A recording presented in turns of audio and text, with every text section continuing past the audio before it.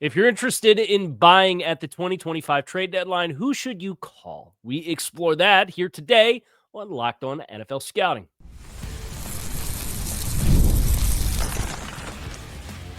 You are Locked On NFL Scouting with the Draft Dudes, your daily podcast for NFL and college football scouting.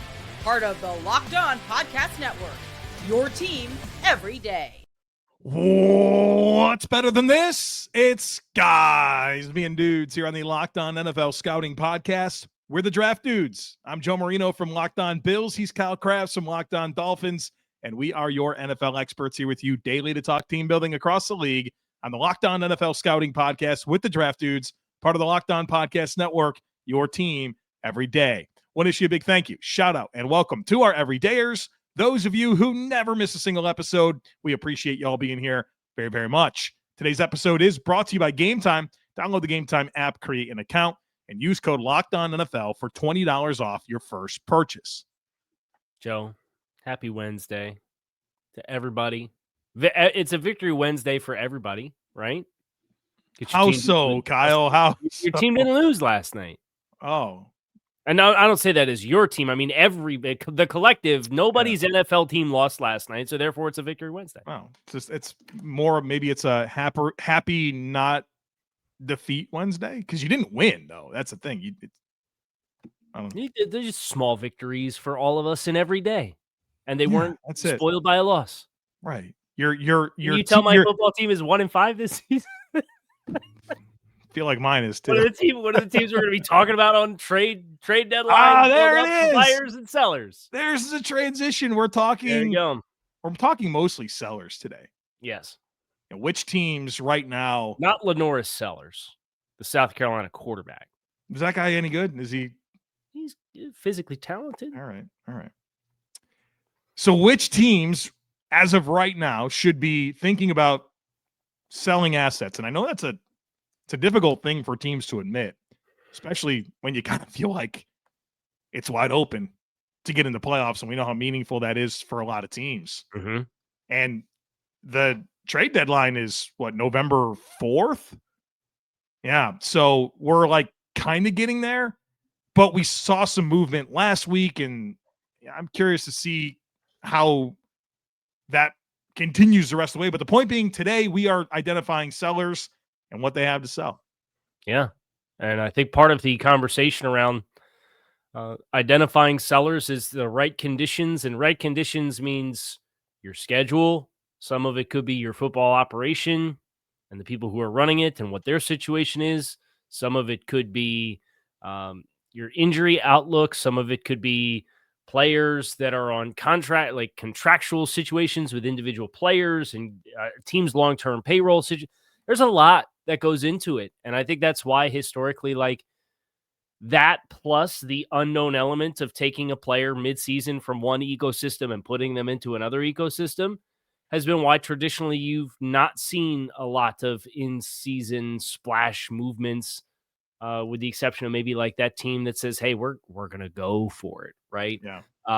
But you've seen more of it the last few years.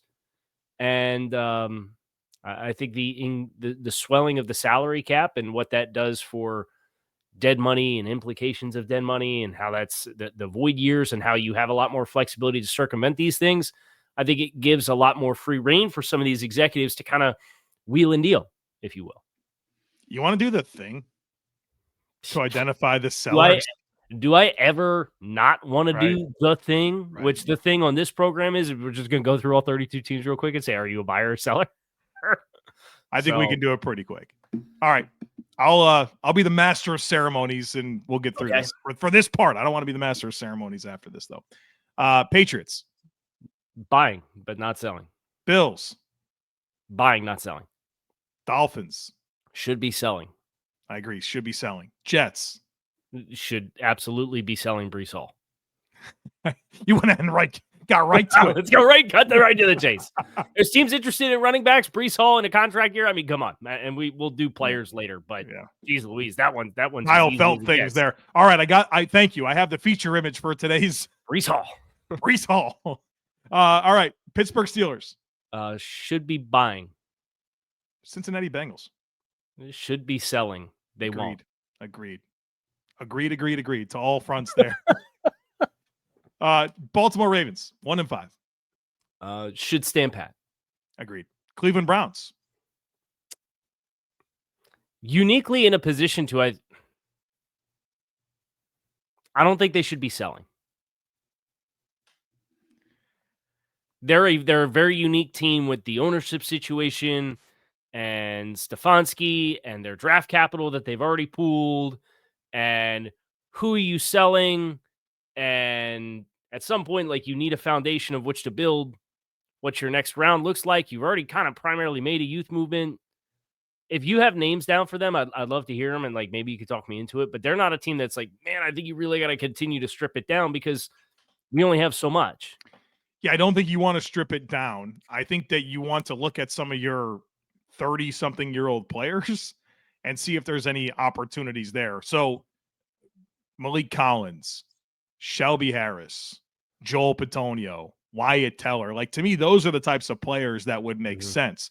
You could probably talk me into David Njoku and Denzel Ward as being players to part with. Maybe Njoku more than Ward, because I think he's 28. I think he's still got a lot of good football left in him. But if you could flip that for a meaningful asset, and dude, what does the league need right now? Everybody needs a corner. And you can get a premium for Ward? You probably get a pretty handsome. Yeah, I'd think about that, man. And then you have this Fanning guy. I don't know. Is that making Njoku an option for some team? Let's put them in the yes bucket, but I think their assets are a little bit more complicated than some other teams. Sure, I agree. All right, back to the thing. We're in the AFC South. The Colts should be buying. Jaguars should be buying. Houston Texans should be buying. Tennessee Titans. Sell whatever you got that people are interested in if it's not on a rookie contract. Yep. Chargers should be buying. Broncos should be buying. The Chiefs should be buying. The Raiders. Sell whatever you have that's not on a rookie contract that anybody is interested in, with the exception of Max Crosby. All right, so we did pretty good here in the AFC. We've got the Dolphins, the Jets, the Bengals, Browns, the sort of Browns, the Titans, and the Raiders. Yep. I think it's going to be a little more stingy in the NFC, but let's do it. The Eagles should be buying. Commanders should be looking to buy. Dallas Cowboys. There's a really interesting George Pickens conversation to have here. Ooh. They did not give him an extension. Right. I don't think he's interested in signing an extension right now. Well, he's like 5th in the league in receiving right now. He is balling out right now. Yeah. But if Dallas loses another 3 games between now and the trade deadline, and they're 2-6-1. Oh, sure. Yeah. You know what I mean? Like, yeah. And it's Washington at Denver and Arizona. And Arizona is the night before the trade deadline. Yeah. I think you let it play out a little bit. They are a wait and see for me. I'm not ready to declare them in either bucket right now. I definitely don't feel that urgent about them buying. I know that they need help on defense, but I don't think you're fixing it all this year to the point where it matters. Right. The Giants. Team circumstances indicate I don't think you can sell. Do you think about Kayvon Thibodeau? If there's a taker? You just picked up that 5th-year option. That was kind of a goofy choice, right? Maybe.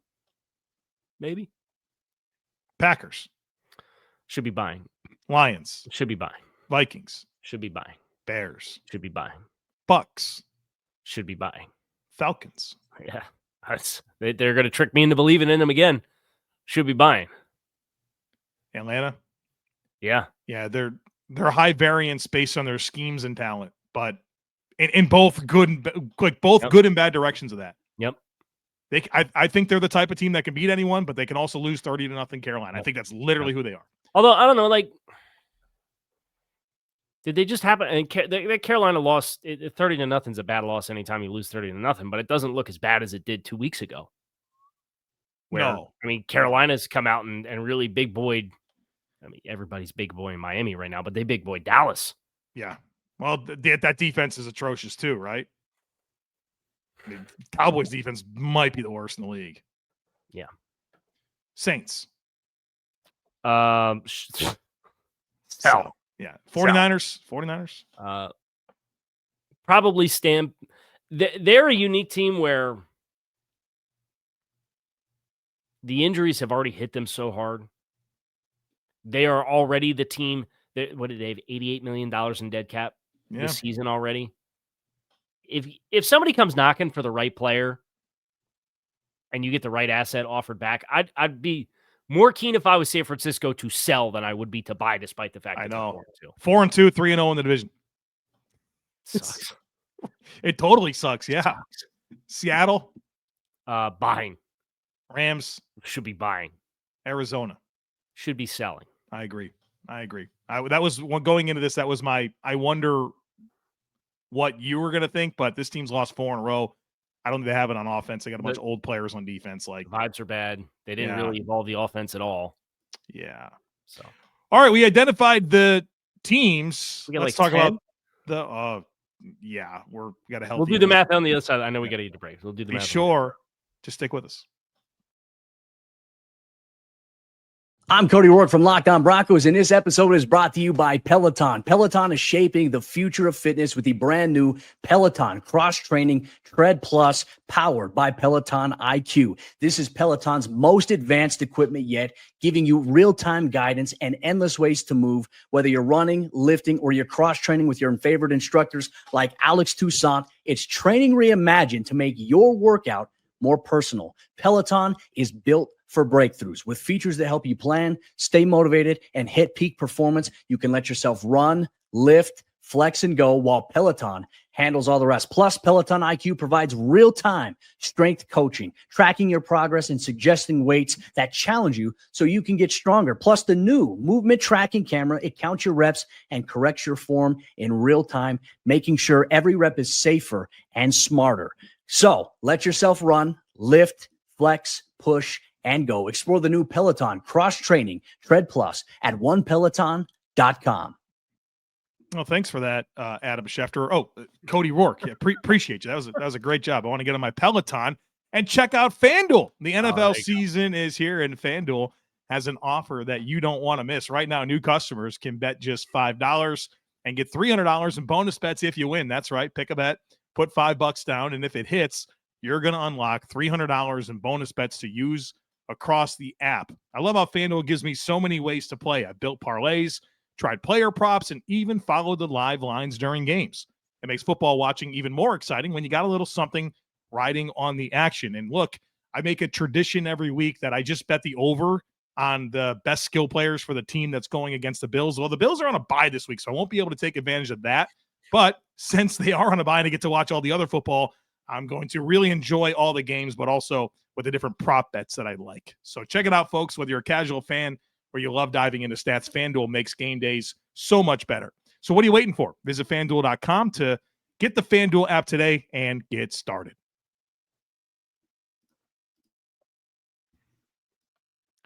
All right, Kyle.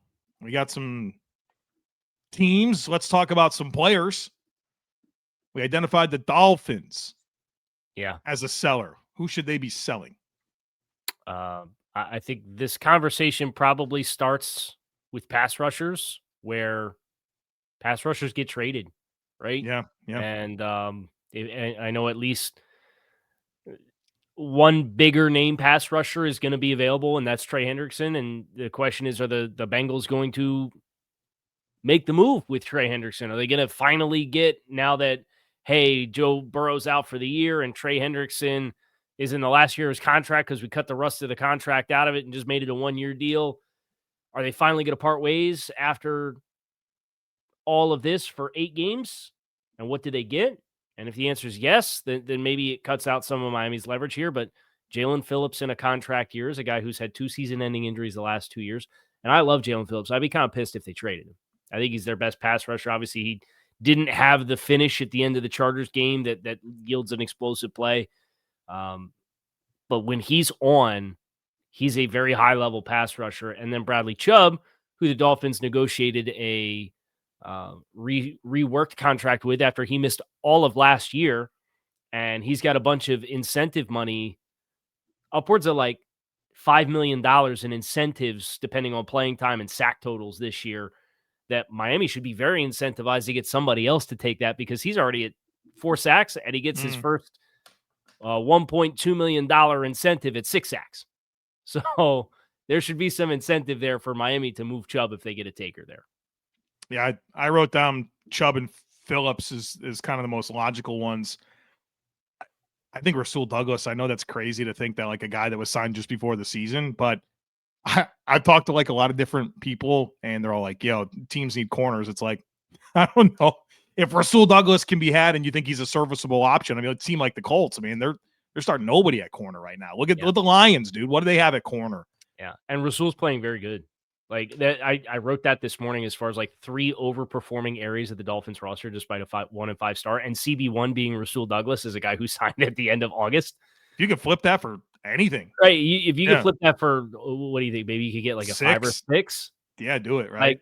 Like on a minimum contract, right? So to turn a minimum contract into a mid day 3 pick like that, I think if you get that offer, you probably need to take it. And the Dolphins have some guys coming back from injury between Ethan Bonner and Storm Duck soon, where you can have guys to take the snaps, although they will not play like Rasul Douglas. Not that it matters, because with Rasul Douglas, you're averaging 29 points allowed per game. All right, I think those are the right names. Should you get big brained and talk Fitzpatrick or Sealer, or are those answers? So they just did the Sealer contract. I'd be surprised if they moved him. Now, Minka, they reworked his deal to give him guarantees this year so they could restructure it down. I think if somebody comes knocking, you'd be wise to listen for Minka. I'm glad this conversation has not gone to Jalen Waddle and Devon H. I know of at least one team that's called for Jalen Waddle. Well, you should call. Then the Dolphins should say no. Thank you. Right? Like that's like the not necessarily Laramie Tunsil size package, but like you'd have to blow me away to almost that degree for me to consider those being players, because they're in the primes of their career as cornerstone players versus Minka, age 29 season, non-guaranteed contract left. I think there's some compelling talking points there that maybe would make some sense. All right, the Jets and Breece Hall. I think there's more. John Simpson's a player that I think about at left guard. Older player. He's a good, reasonable starter, but older player. We're not that washed, are we? I think he's in his late 20s, man. Older player. Harrison Phillips as well. Harrison Phillips, another player that, I don't know, if Dallas wants a run stuffer, and they're willing to trade for him, I think, there's other teams, Green Bay, there's other teams that would, I think, benefit from a low investment in Harrison Phillips. So outside of Breece Hall, I thought John Simpson and Harrison Phillips were worth talking about. Yeah, I think defensively for them, they just brought in Jarvis Brownlee.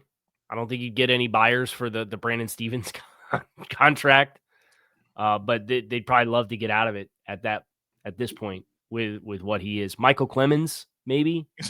I thought about writing them down. I'm like, who's taking Michael I'm Clemens? just thinking of guys that are at that intersection, or maybe sure. they're at a position of need where it'd be of interest. Yeah, but not a high intrigue asset by any means. Bengals, we talked about them. I mean, Hendrickson's the obvious name. They also benched Logan Wilson, and they've also benched Cam Taylor-Britt. So, yeah, even if I'm not a good team, I'd probably be interested in. Well, I guess Taylor-Britt's in a contract year. Like, there's sometimes you have teams that aren't good teams that end up buying in the deadline anyway, and you're like, oh, that's kind of interesting. Like, yeah, that would be the one. It's the kind of player you'd be interested to, hey, maybe let's get him in late round pick swap. Sure.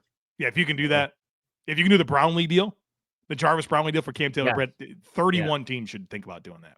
Yeah. What about like Geno Stone and BJ Hill? Stone's probably more logical to me than Hill, but I mean, if some team's looking for a starting safety, Geno Stone is really a long-term asset for Cincy. I don't know that Geno Stone's going to have a market.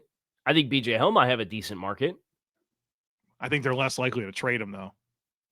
I think they need to have an uncomfortable conversation about tearing everything they think about this defense and just rebuild the whole thing. And if that means BJ Hill, who's a 30-year-old veteran with 8 years of experience, gets traded and you get a decent offer for him, clear the way for more Chris Jenkins to play, McKinley Jackson used in the 3rd round, they got to play. Yeah. Clear the way. A lot of teams would benefit from BJ Hill and that skill set.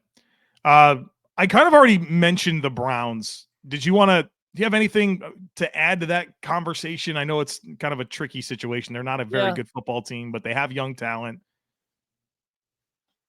I think Njoku's a good name to call out, where you already have Fannin as what's been a high yield player. They've already moved Newsome and they've already moved Joe Flacco. So it's not like this team is adverse to trades, and Barry's a mover and a shaker in that regard in general. Jerome Ford, this running back needs thing that exists. There's a few teams that are interested in running backs. He's a perfect candidate, I think, to move. Sure. Yeah. Sure. If somebody wants to trade for Jerome Ford, you should definitely be willing to sell him. Yeah. The other names that I thought about, Teller, Bitonio, Malik Collins, Shelby Harris for the Browns. All right, we got more to do. We'll talk Titans, Raiders, Saints, Cardinals, other stuff here next. Folks, be sure to stick with us. The NFL season is back, and honestly, there's nothing better than being in the stadium surrounded by fans cheering on your team. But let's be honest, getting tickets can be a hassle. Between queues, login screens, and prices jumping at checkout, it's frustrating, and that's why I use Game Time, the app that gives the advantage back to fans. Game Time is fast, it's easy, and it's backed by the Game Time guarantee. You're always going to get 100% authentic tickets delivered on time and at the best price. Plus, all fees are included, so the price you see is the price you pay. I pulled up Game Time, and my favorite thing about the app is the seat views. I'm big on, the most important thing is where I'm sitting and what the dynamics are around me. And I like to be very selective with that. And the seat views allows me to make sure that I'm always getting the view and situation that I want. And basically, it's just faster, it's just cheaper, and less stressful than any other way that I purchase tickets. So download the Game Time app, create an account, and use code LOCKEDONNFL for $20 off your first purchase. Terms apply. Again, that's promo code LOCKEDON NFL for $20 off. Swipe, tap, ticket, go. Download Game Time today. Titans. Tighten up. Everybody, Kyle.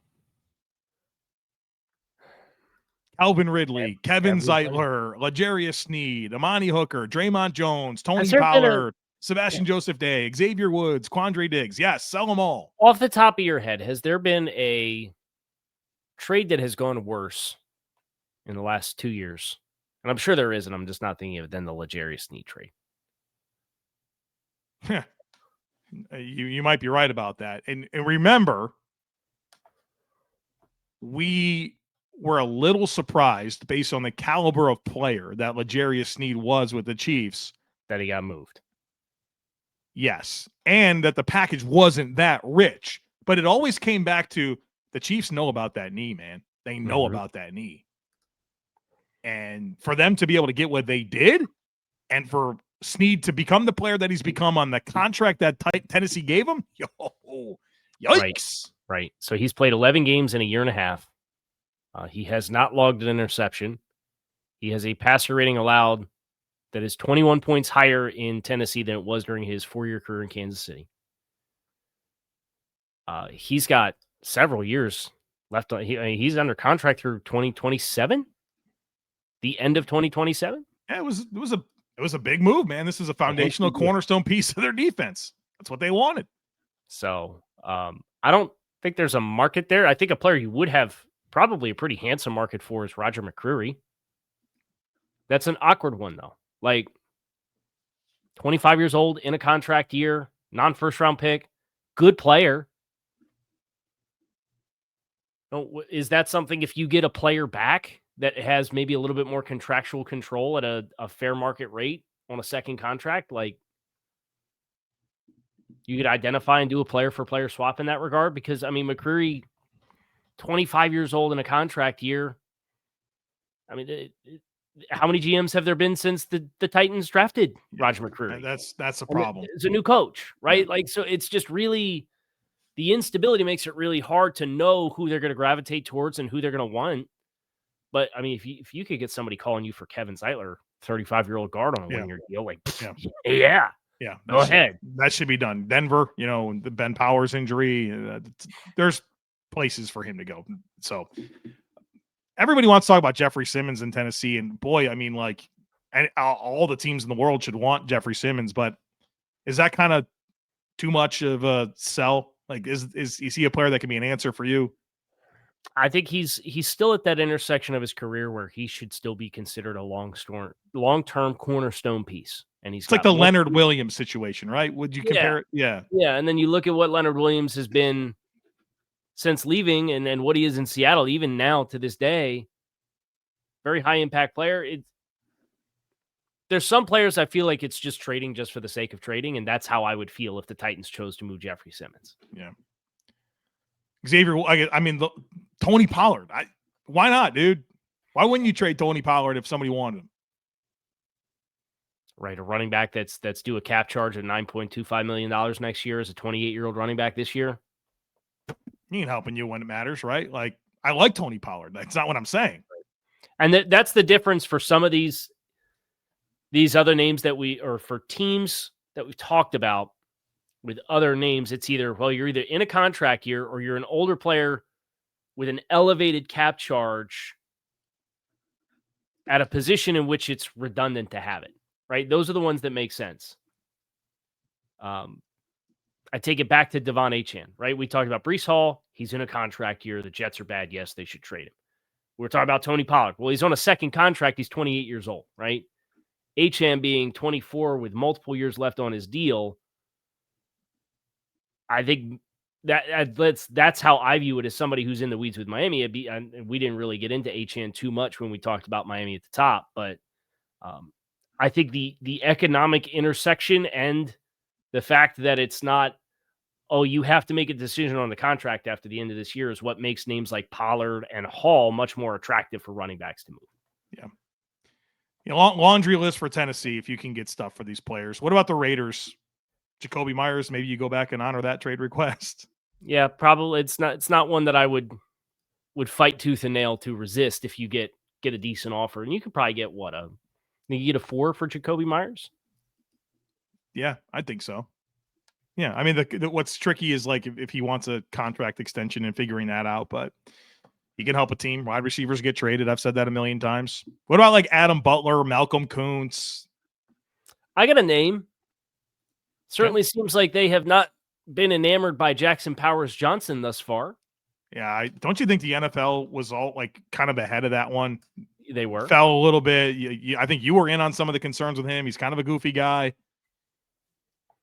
Not that there's homes for those players. There always are, right. But especially because that's not a this regime player, right? Correct.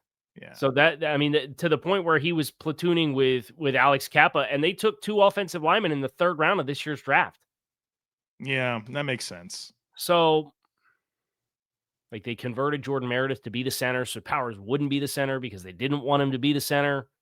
And then he's working with Alex Kappa, and that'd be an interesting one. As like reminds me of the Commanders when they made their regime change.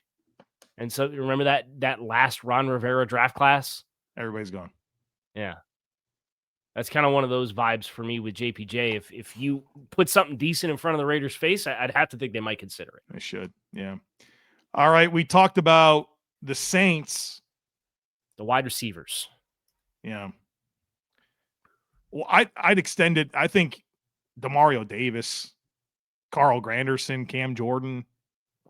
I know they just signed Justin Reed, but is he really going to help you?